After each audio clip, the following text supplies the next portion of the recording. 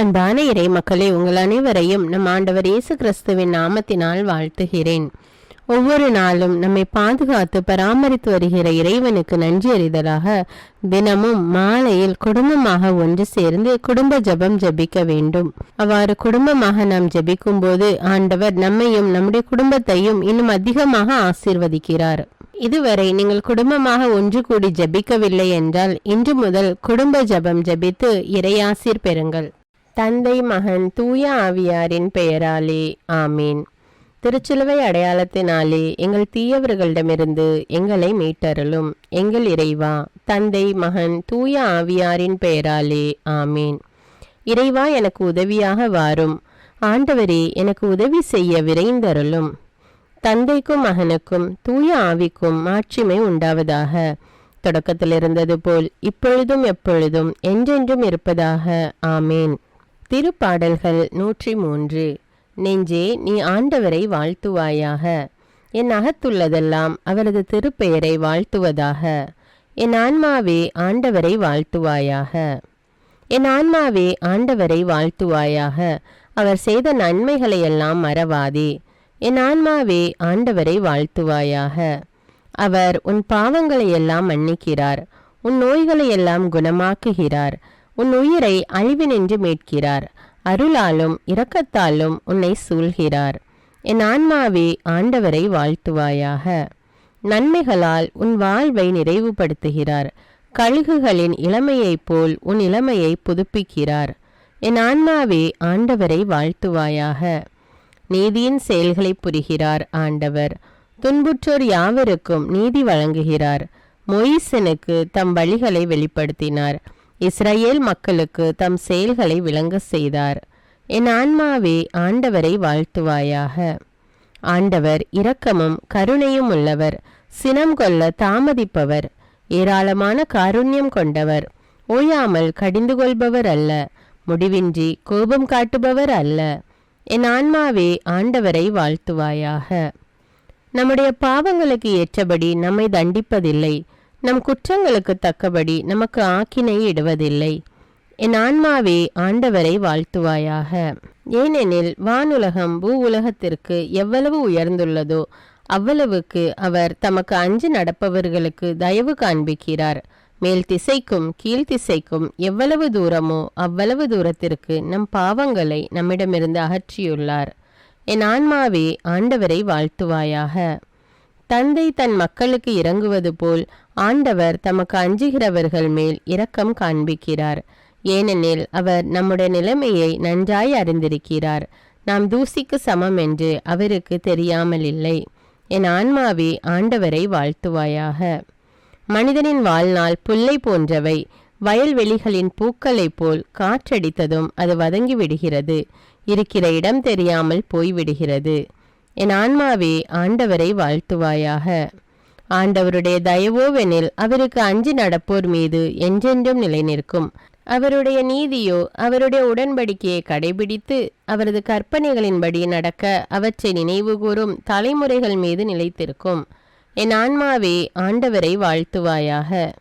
ஆண்டவருடைய வார்த்தையை கேட்டு அவருடைய சொற்படி நடக்கும் ஆண்டவரின் வல்லமை உள்ள தூதர்களே, அவரை வாழ்த்துங்கள். ஆண்டவருடைய திருவுளப்படி நடக்கும் அவருடைய ஊழியர்களே, அவருடைய சேனைகளே, அவரை வாழ்த்துங்கள். என் ஆன்மாவே ஆண்டவரை வாழ்த்துவாயாக. ஆண்டவருடைய சகல படைப்புகளே, அவருடைய ஆளுகை செல்கிற இடமெங்கும் அவரை வாழ்த்துங்கள். என் ஆன்மாவே ஆண்டவரை வாழ்த்துவாயாக. என் ஆன்மாவே ஆண்டவரை வாழ்த்துவாயாக. தந்தைக்கும் மகனுக்கும் தூய ஆவிக்கும் மாட்சிமை உண்டாவதாக. தொடக்கத்தில் இருந்தது போல இப்பொழுதும் எப்பொழுதும் என்றென்றும் இருப்பதாக ஆமீன். லூக்கா அதிகாரம் 8. இயேசுவின் பெண் சீடர்கள். அதற்கு பின் இயேசு நகர் நகராய் ஊர் ஊராய் சென்று இறையாட்சியை பற்றிய நற்செய்தியை பறைசாற்றி வந்தார். 12 அவருடன் இருந்தனர். பொல்லாத ஆவிகளினின்றும் பேய்களினின்றும் குணமான பெண்கள் சிலரும் 7 பேய்கள் நீங்க பெற்ற மகதலா மரியாவும் எரோதுவின் மாளிகை மேற்பார்வையாளர் கூசாவின் மனைவி யோவன்னாவும் சூசன்னாவும் மேலும் பல பெண்களும் அவரோடு இருந்தார்கள். இவர்கள் தங்கள் உடைமைகளை கொண்டு அவருக்கு பணிவிடை செய்து வந்தார்கள்.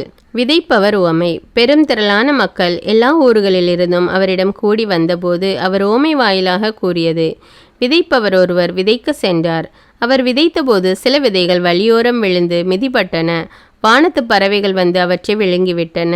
வேறு சில விதைகள் பாறை மீது விழுந்தன. அவை முளைத்த பின் ஈரமில்லாததால் கருகி போயின. மற்றும் சில விதைகள் முட்செடிகளின் நடுவே விழுந்தன. கூடவே வளர்ந்த முட்செடிகள் அவற்றை நெருக்கிவிட்டன. இன்னும் சில விதைகளோ நல்ல நிலத்தில் விழுந்தன. அவை வளர்ந்து 100 மடங்கு விளைச்சலை கொடுத்தன. இவ்வாறு சொன்ன பின், கேட்க செவியுள்ளோர் கேட்கட்டும் என்று உரக்க கூறினார். ஓமைகளின் நோக்கம். இந்த ஓமையின் பொருள் என்ன என்று அவருடைய சீடர் அவரிடம் கேட்டனர். அதற்கு இயேசு கூறியது: இறையாட்சியின் மறைபொருளை அறிய உங்களுக்கு கொடுத்து வைத்திருக்கிறது. மற்றவர்களுக்கு எல்லாம் ஓமைகள் வாயிலாகவே கூறப்படுகின்றன. எனவே அவர்கள் கண்டும் காண்பதில்லை, கேட்டும் புரிந்து கொள்வதில்லை. விதைப்பவர் ஓமையின் விளக்கம். இந்த ஓமையின் பொருள் இதுவே: விதை இறைவார்த்தை. வழியோரம் விழுந்த விதைகள் அவ்வார்த்தைகளை கேட்பவர்களுள் சிலரை குறிக்கும். அவர்கள் நம்பி மீட்பு பெறாதவாறு அலகை வந்து அவ்வார்த்தையை அவர்கள் உள்ளத்திலிருந்து எடுத்து விடுகிறது. பாறை மீது விழுந்த விதைகள் அவ்வார்த்தையை கேட்கும்போது அதை மகிழ்ச்சியோடு ஏற்றுக்கொள்பவர்களை குறிக்கும். ஆனால் அவர்கள் வேறற்றவர்கள். சிறிது காலமே அவ்வார்த்தையை நம்புவார்கள். சோதனை காலத்தில் நம்பிக்கையை விட்டு விடுவார்கள். முட்செடிகளுக்குள் விழுந்த விதைகள் வார்த்தையை கேட்டும் கவலை, செல்வம், வாழ்வின் வரும் இன்பங்கள் போன்றவற்றால் நெருக்கப்பட்டு முதிர்ச்சி அடையாதிருப்பவர்களை குறிக்கும். நல்ல நிலத்தில் விழுந்த விதைகளோ சீரிய நல் உள்ளத்தோடு வார்த்தையை கேட்டு அதை காத்து மன உறுதியுடன் பலன் தருகிறவர்களை குறிக்கும். விளக்கு உவமை. எவரும் விளக்கை ஏற்றி அதை ஒரு பாத்திரத்தால் மூடுவதில்லை, கட்டிலின் கீழ் வைப்பதும் இல்லை. மாறாக உள்ளே வருவோருக்கு ஒளி கிடைக்கும்படி அதை விளக்கு தண்டின் மீது வைப்பர். வெளிப்படாது மறைந்திருப்பது ஒன்றுமில்லை, அறியப்படாமலும் வெளியாகாமலும் ஒளிந்திருப்பதும் ஒன்றுமில்லை. ஆகையால் நீங்கள் எத்தகைய மனநிலையில் கேட்கிறீர்கள் என்பது பற்றி கவனமாயிருங்கள். உள்ளவருக்கு கொடுக்கப்படும், இல்லாதவரிடமிருந்து தமக்கு உண்டென்று அவர் நினைப்பதும் எடுத்துக்கொள்ளப்படும். இயேசுவின் உண்மையான உறவினர். இயேசுவின் தாயும் சகோதரர்களும் அவரிடம் வந்தார்கள். ஆனால் மக்கள் திரளாக இருந்த காரணத்தால் அவரை அணுக முடியவில்லை. உம் தாயும் சகோதரர்களும் உம்மை பார்க்க விரும்பி வெளியே நின்று கொண்டிருக்கிறார்கள் என்று அவருக்கு அறிவித்தார்கள். அவர் அவர்களை பார்த்து, இறைவார்த்தையை கேட்டு அதன்படி செயல்படுகிறவர்களே என் தாயும் என் சகோதரர்களும் ஆவார்கள் என்றார். காற்றையும் நீரின் கொந்தளிப்பையும் அடக்குதல். ஒரு நாள் இயேசுவும் அவருடைய சீடர்களும் படகில் ஏறியதும், ஏரியின் அக்கறைக்கு செல்வோம் வாருங்கள் என்று அவர் அவர்களுக்கு சொன்னார். அவர்களும் படகை செலுத்தினார்கள். படகு போய்க் கொண்டிருந்த போது அவர் ஆழ்ந்து தூங்கிவிட்டார். அப்பொழுது ஏரியில் புயல் அடித்தது. படகு நீரால் நிரம்பியது. அவர்கள் ஆபத்துக்கு உள்ளானார்கள். அவர்கள் அவரிடம் வந்து, ஆண்டவரே, ஆண்டவரே, சாகப் போகிறோம் என்று சொல்லி அவரை எழுப்பினார்கள். அவர் விழித்தெழுந்து காற்றையும் நீரின் கொந்தளிப்பையும் கடிந்து கொண்டார். உடனே அவை ஓய்ந்தன, அமைதி உண்டாயிற்று. அவர் அவர்களிடம், உங்கள் நம்பிக்கை எங்கே என்றார். அவர்கள் அச்சமும் வியப்பும் நிறைந்தவர்களாய், இவர் காற்றுக்கும் நீருக்கும் கட்டளையிடுகிறார், அவை இவருக்கு கீழ்ப்படுகின்றனவே, இவர் யாரோ என்று ஒருவரோடு ஒருவர் பேசிக்கொண்டார்கள். கெரசேனர் பகுதியில் பேய் பிடித்தவரை நலமாக்குதல். அவர்கள் கலிலேயாவுக்கு எதிரே இருக்கும் கெரசேனர் பகுதியை நோக்கி படகை செலுத்தினார்கள். கரையில் இறங்கியதும் அந்நகரை சேர்ந்த ஒருவர் அவருக்கு எதிரே வந்தார். பேய் பிடித்த அவர் நெடுநாளாய் ஆடை அணிவதில்லை. வீட்டில் தங்காமல் கல்லறைகளில் தங்கி வந்தார். இயேசுவை கண்டதும் கத்தி கொண்டு அவர் முன் விழுந்து, இயேசுவே, உன்னத கடவுளின் மகனே, உமக்கு இங்கு என்ன வேலை? என்னை வதைக்க வேண்டாம் என உம்மிடம் மன்றாடுகிறேன் என்று அவர் உரத்த குரலில் கூறினார். ஏனென்றால் அவரை விட்டு வெளியேறுமாறு அத்தீய ஆவிக்கு இயேசு கட்டளையிட்டிருந்தார். அது எத்தனையோ முறை அவரை பிடித்திருந்தது. அவ்வேளைகளில் அவர் சங்கிலிகளாலும் விலங்குகளாலும் கட்டப்பட்டு காவலில் வைக்கப்பட்டிருந்தும் அவற்றை உடைத்து எறிந்து விடுவார். அது மட்டுமல்ல, தீய ஆவி அவரை பாலை நிலத்திற்கு இழுத்து செல்லும். இயேசு அவரிடம், உம் பெயர் என்ன என்று கேட்க அவர் இலகியோன் என்றார். ஏனெனில் பல பேய்கள் அவருக்குள் புகுந்திருந்தன. அவை தங்களை பாதாளத்துக்குள் போக பணிக்க வேண்டாம் என அவரை வேண்டின. அங்கு ஒரு மலையில் பன்றிகள் பெருங்கூட்டமாய் மேய்ந்து கொண்டிருந்தன. அவற்றுக்குள் புகும்படி தங்களை அனுமதிக்குமாறு பேய்கள் அவரை வேண்டின. அவரும் அவற்றுக்குள் அனுமதி கொடுத்தார். பேய்கள் அவரை விட்டு வெளியேறி பன்றிகளுக்குள் புகுந்தன. பன்றி கூட்டம் செங்குத்து பாறையிலிருந்து ஏரியில் பாய்ந்து வீழ்ந்து மூழ்கியது. பன்றிகளை மேய்த்து கொண்டிருந்தவர்கள் நடந்ததை கண்டு ஓடிப்போய் நகரிலும் நாட்டுப்புறத்திலும் அறிவித்தார்கள். நடந்தது என்ன என்று பார்க்க மக்கள் இயேசுவிடம் வந்தனர். பேய்கள் நீங்க பெற்றவர் ஆடை அணிந்து அறிவு தெளிவுடன் இயேசுவின் காலடியில் அமர்ந்திருப்பதை கண்டு அஞ்சினர். நடந்ததை பார்த்தவர்கள் பேய் பிடித்தவர் எப்படி விடுவிக்கப்பட்டார் என்பதை அவர்களுக்கு அறிவித்தார்கள். அப்பொழுது கெரசனேரை சுற்றியுள்ள பகுதிகளிலிருந்து திரண்டு வந்திருந்த மக்கள் அனைவரும் அச்சம் மேலிட்டவர்களாய் தங்களை விட்டு போகுமாறு இயேசுவை வேண்டிக் கொண்டார்கள். அவர் படகேறி திரும்பி சென்றார். அப்போது பேய்கள் நீங்க பெற்றவர் தம்மை கூட்டி செல்லும்படி இயேசுவிடம் மன்றாடினார். அவரோ, உம்முடைய வீட்டிற்கு திரும்பிப்போம், கடவுள் உமக்கு செய்ததையெல்லாம் எடுத்து கூறும் என்று சொல்லி அவரை அனுப்பிவிட்டார். அவரும் நகரெங்கும் போய் இயேசு தமக்கு செய்ததையெல்லாம் அறிவித்தார். இரத்தப்போக்குடைய பெண் நலம் பெறுதலும் சிறுமி உயிர்த்தெழுதலும்.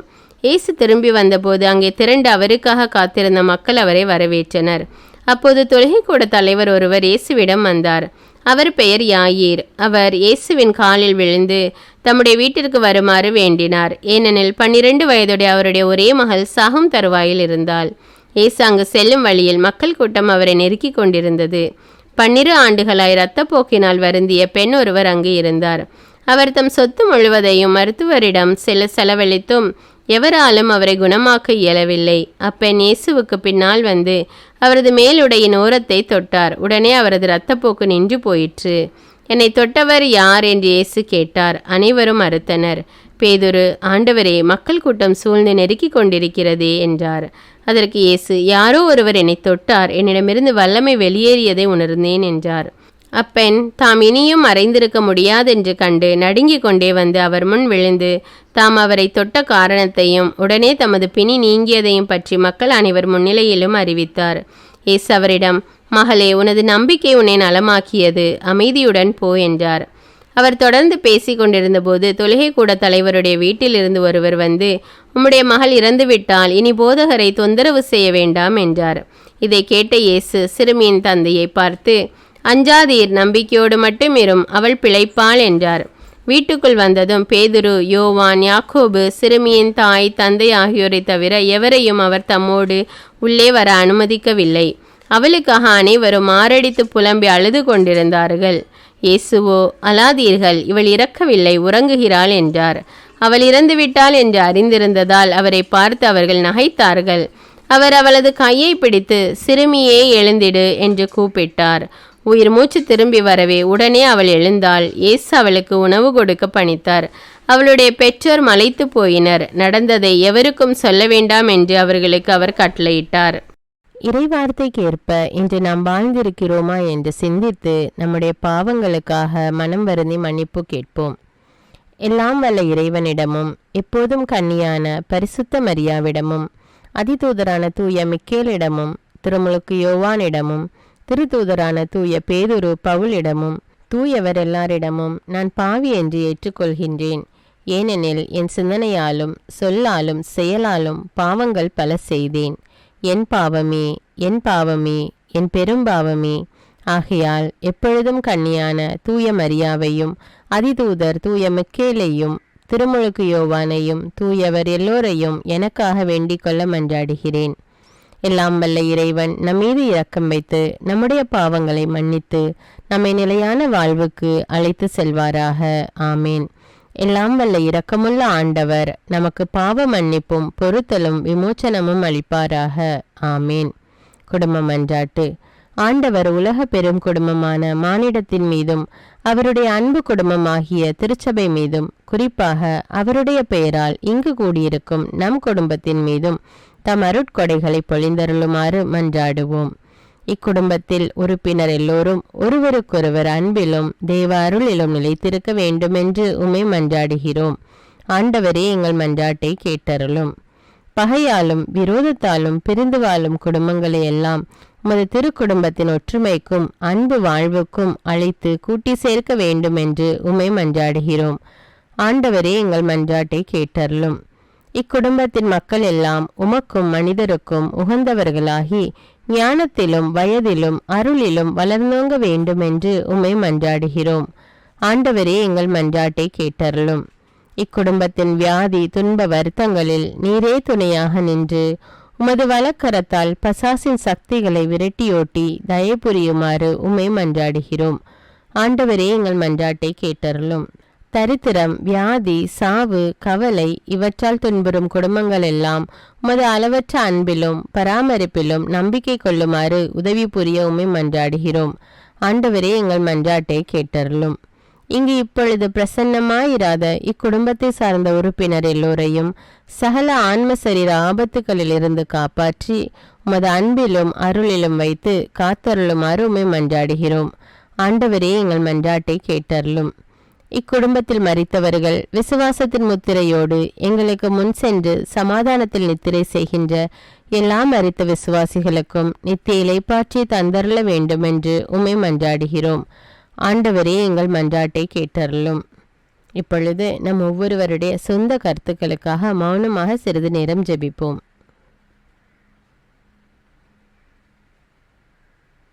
எல்லாம் வல்ல சர்வேஸ்வரா, உமது திருமகன் இயேசு கிறிஸ்து மரியாளுக்கும் சூசையப்பருக்கும் பணிந்து குடும்ப வாழ்வை சொல்லறிய புண்ணியங்களால் அர்ச்சிக்க வேண்டும் என்று திருவுளமானீர்.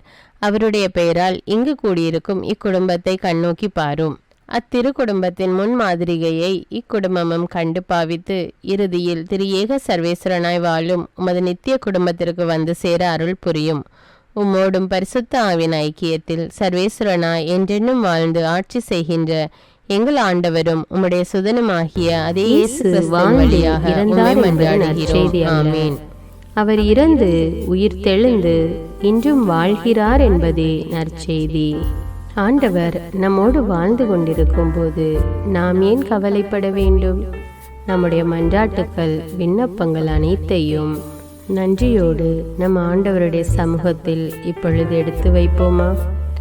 பரலோகத்தில் இருக்கின்ற எங்கள் பிதாவே, விண்ணையும் மண்ணையும் படைத்தவரே, இக்காலத்துக்கும் அரசராயிருக்கின்ற ஒரே கடவுளே, மிகுந்த இரக்கமுடைய இறைவா, படைகளின் ஆண்டவரே, எங்கள் பாவங்களை மன்னிக்கும் தெய்வமே, எங்களுக்கு சமாதானத்தை அருள்பவரே, வெற்றியை கொடுக்கும் தேவனே, எங்களை குணமாக்கும் தந்தையே, எங்களை காண்கிறவரே, வழி நடத்துபவரே, ஆறுதலின் தெய்வமே, தம் ஒரே மகன் மீது நம்பிக்கை கொள்ளும் எவரும் அழியாமல் நிலை வாழ்வு பெறும் பொருட்டு அந்த மகனையே அளிக்கும் அளவுக்கு உலகின் மேல் அன்பு கூர்ந்தவரே, தம்மை நோக்கி மன்றாடும் யாவருக்கும் உண்மையாய் தம்மை நோக்கி மன்றாடும் யாவருக்கும் அருகில் இருக்கும் ஆண்டவரே, உம்மை ஆராதிக்கிறோம், உம்மை போற்றுகிறோம், உம்மை துதிக்கிறோம், உமக்கு நன்றி செலுத்துகிறோம்.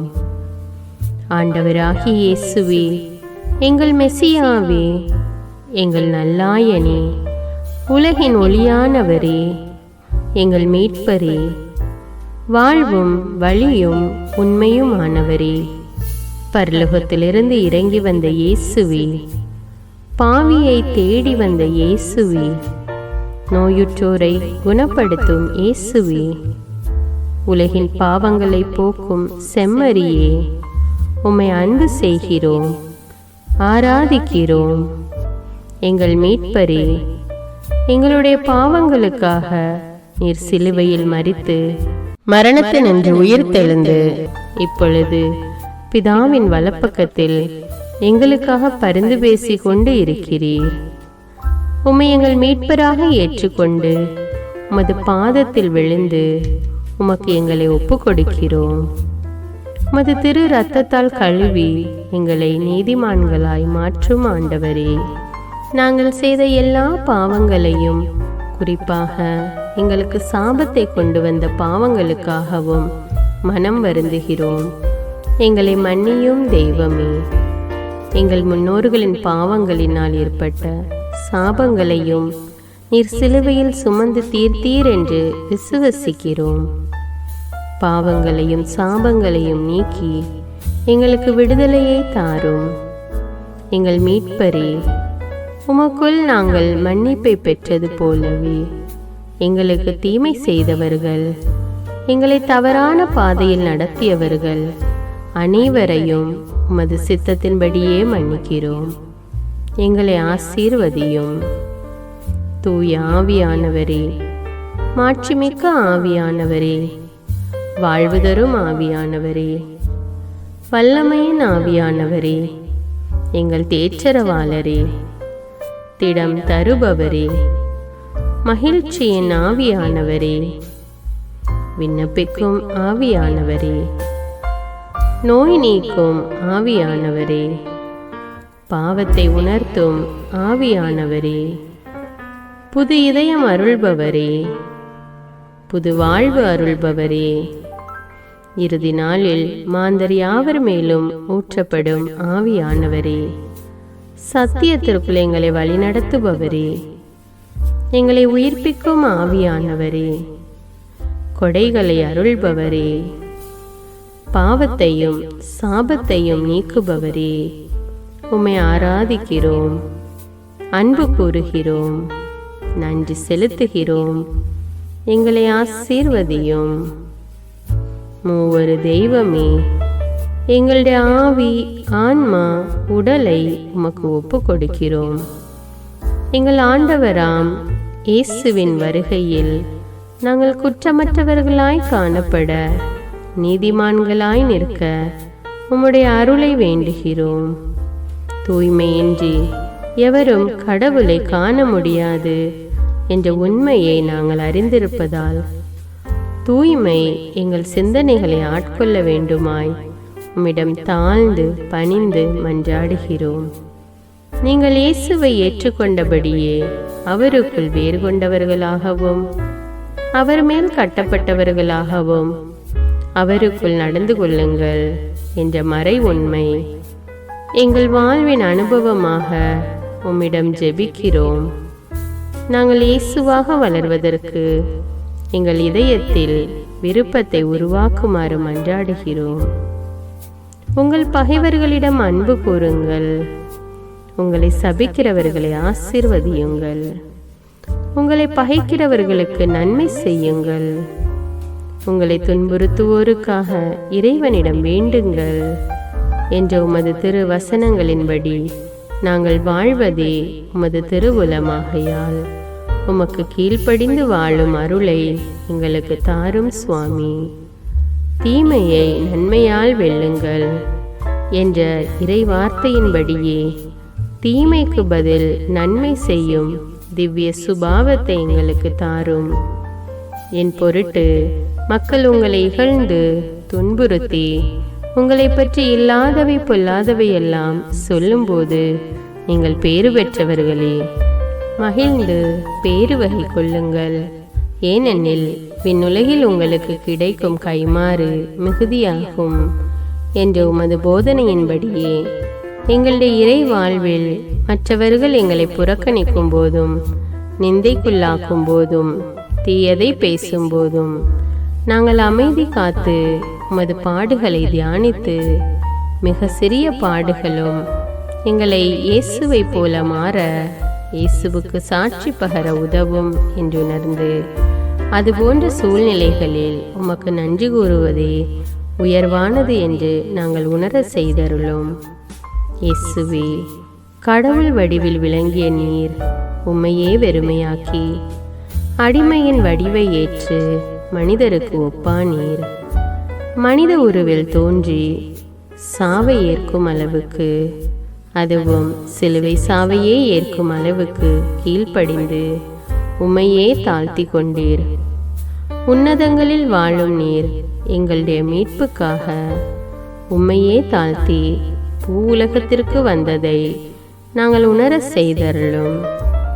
உமது தாழ்மையையும் தூய்மையையும் நாங்கள் அணிந்து கொள்ள எங்களுக்கு அருள் தாரும்.